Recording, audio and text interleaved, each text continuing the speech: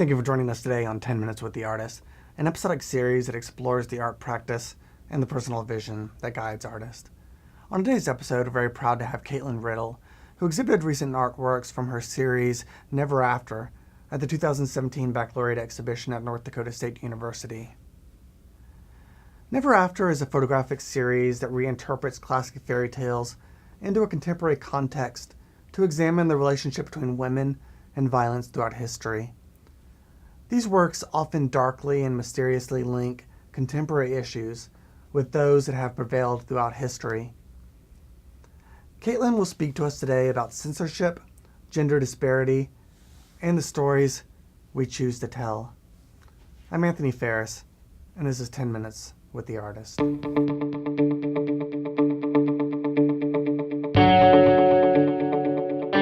Kaitlin, thank you so very much for joining us today on 10 Minutes with the Artist.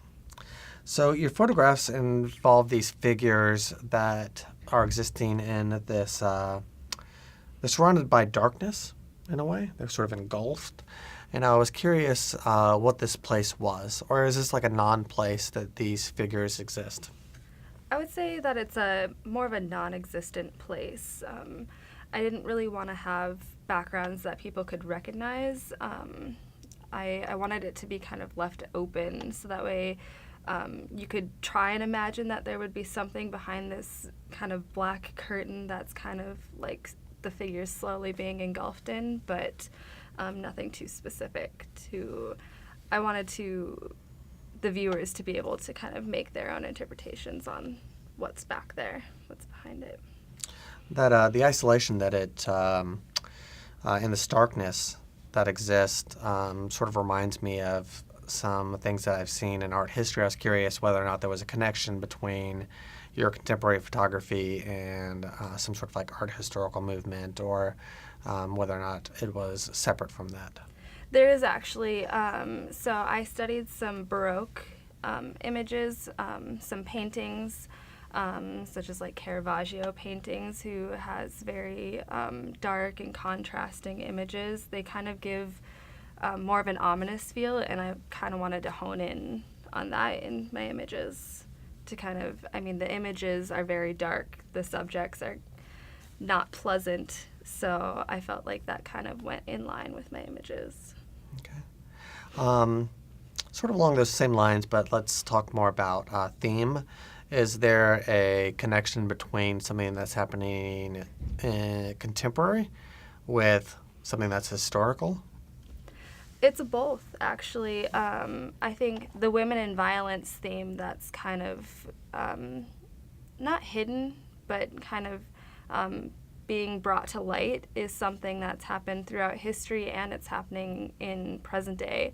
And I wanted to bring that to attention because, I'm talking about classic historical fairy tales that have been brought up through generations and changed and brought into our contemporary world, and kind of reveal something that's not talked about a lot, which is the same for the fairy tales, the true endings. So, the fairy tales have a specific point in history, almost like, it's like one person, say, Cinderella, right? But that person and that lesson and that myth may be indicative of a much larger sort of story or lesson that we want everyone to share. So what's that relationship between the person and the culture or the lesson? Does it make sense? Like, you have a woman, like in a yellow dress, right? Mm-hmm. Is she Cinderella, or some other character, or is she her own person?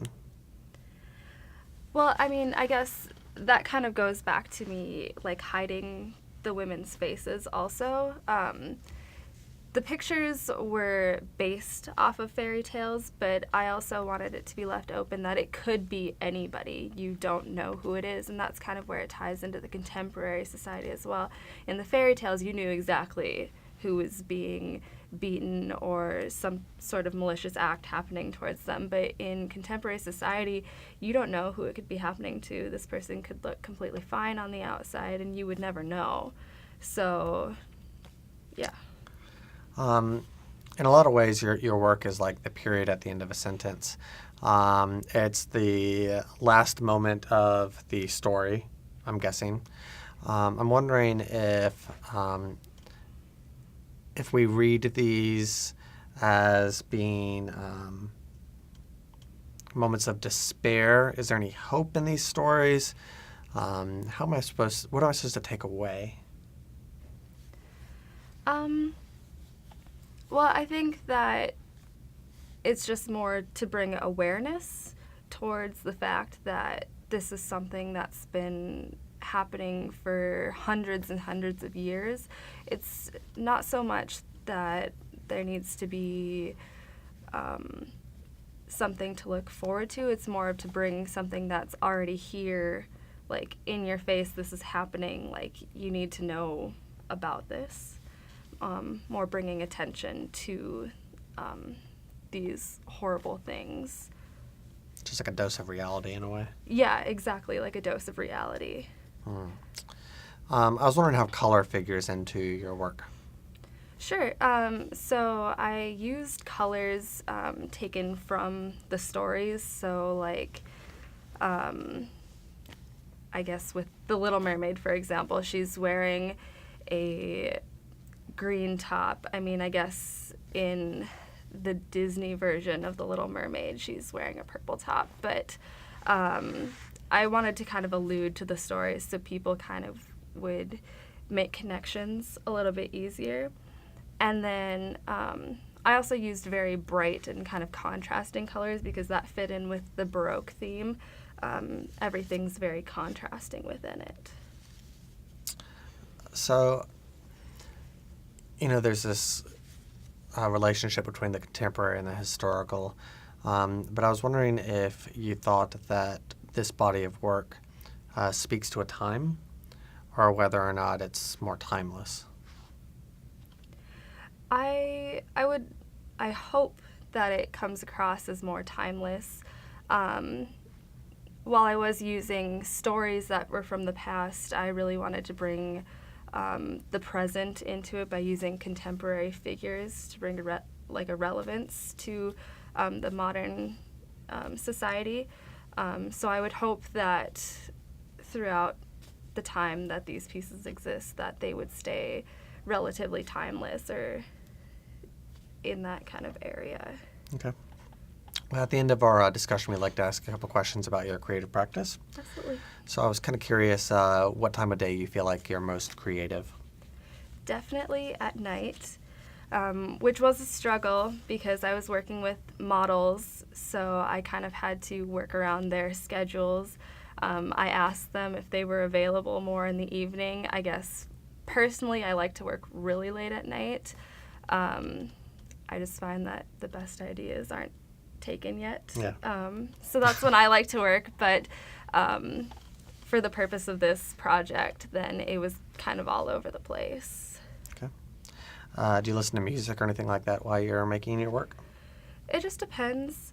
If I'm on my own, then yes, but if I'm working with a model, then it just depends on what makes them more comfortable, because if they're not comfortable, then I'm not going to get the quality type of images that I need. So whatever I need to do to set the mood. Okay. Are you reading anything right now? Yes, I am actually. I'm reading a book by Shonda, I can't remember her last name. It's called The Year of Yeses. Okay. And it's kind of, it's cool. It's about accepting the things that come at you, and instead of pushing them away, just accept them as they come and to basically say yes. Okay. So.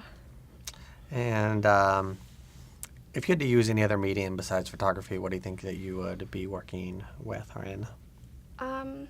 I think I would be working in painting. I think that medium's pretty versatile. You can do a lot of things with painting, and so I think I would probably dabble in that. Okay.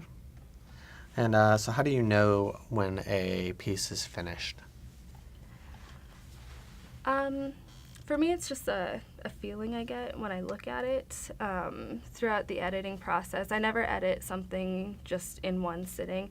I work on it a little bit, and then I step away from it for whether it's just a couple hours or a day, and then I go back, and that process probably takes a week or two, and then I'll look at it and I just get a feeling. I'm like, yes, this is done.